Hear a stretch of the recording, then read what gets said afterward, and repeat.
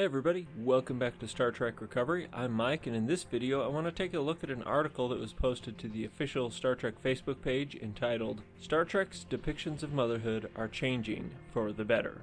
So already, off the bat from this title and header image, we can tell that the author acknowledges that Star Trek has had depictions of mothers in the past, but they think that the modern iteration of Star Trek's depiction of mothers are superior or improving. So to emphasize this, here we see a picture of Captain Georgiou and Rafi and whoever that Klingon chick is. So let's take a look at the article. Okay, so here we see this was written by Shelby Gull Laird. I don't know who that is, but it starts off talking about watching Star Trek with her daughter, and that she insisted in watching Star Trek Discovery with her daughter. She talks about how she grew up watching Star Trek and wanted to share that. And then here she says, it's almost like I've been watching my daughter and the world of Star Trek mature simultaneously. Which I'm not sure where that's coming from. Like, what does she think is mature about Star Trek now that it didn't have in the past? Fancier special effects, more violence, worse writing? So I'm not really sure where that's coming from.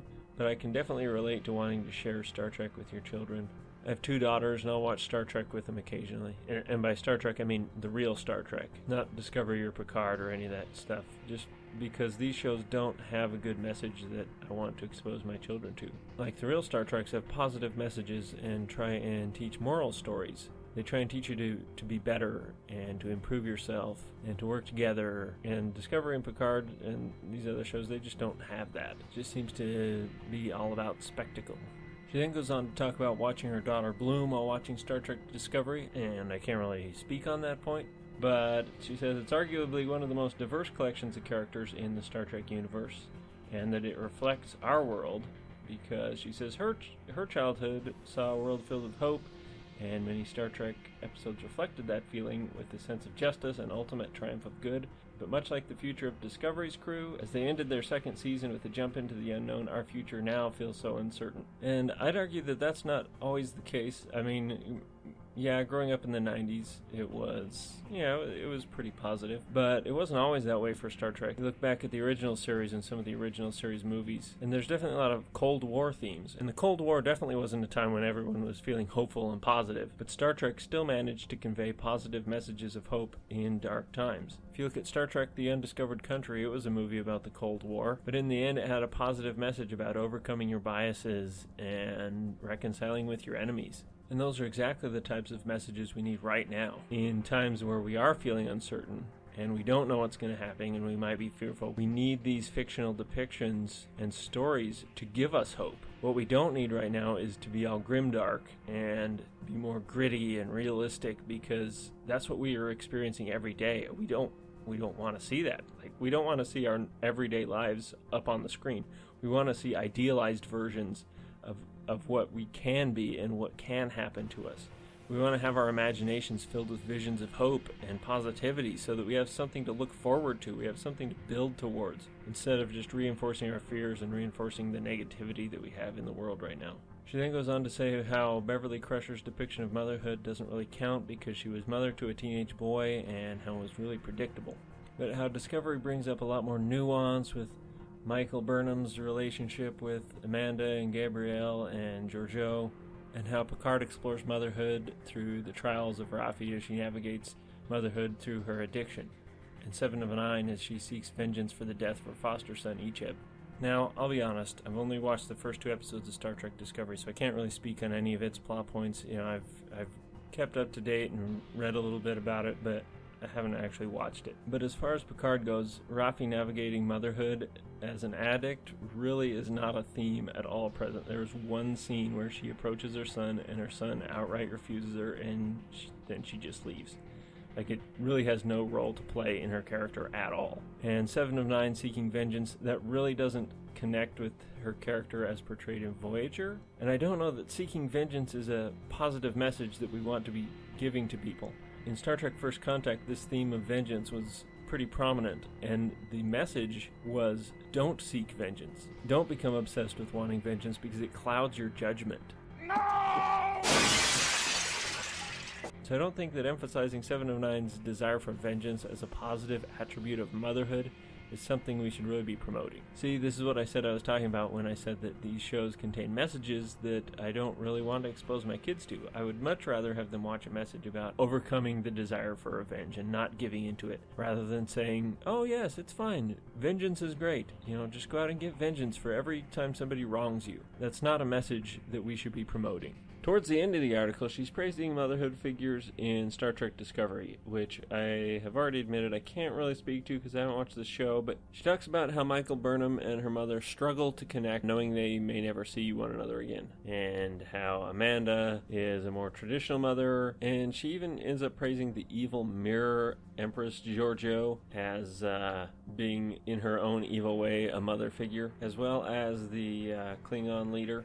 And as I said, I can't really speak to these characters because I haven't seen them, but if I was to guess, based off of what I did see in the first 2 episodes and what I saw in Star Trek Picard, I would guess that their motivations aren't really clear or consistent, and as characters, they're kind of one-dimensional.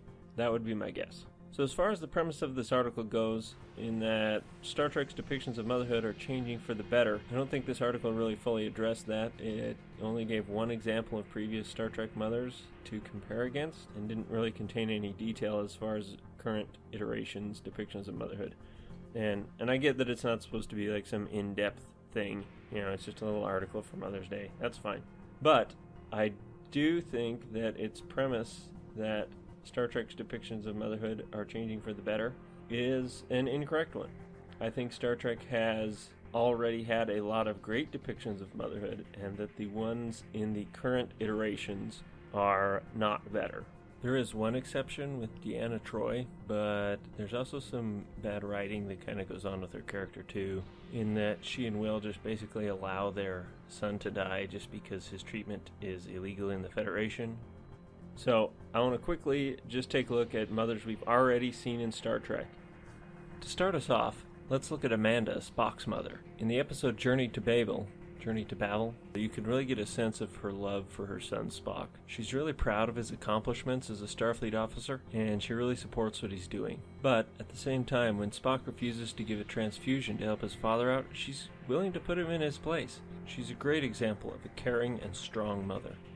Next up, let's look at Dr. Crusher. Dr. Crusher is a widow who not only raised her son, Wesley, but had an accomplished medical career in Starfleet. When it comes to her son, she's supportive of him and also defends him. A classic scene in the pilot episode Encounter at Farpoint is when Dr. Crusher and Wesley show up on the bridge in the turbolift, and Picard says that children aren't allowed on the bridge, and Dr. Crusher replies with, well, he's not on the bridge, he just came with me on the turbolift. So we see she's even willing to support and defend her son against the captain of the Enterprise.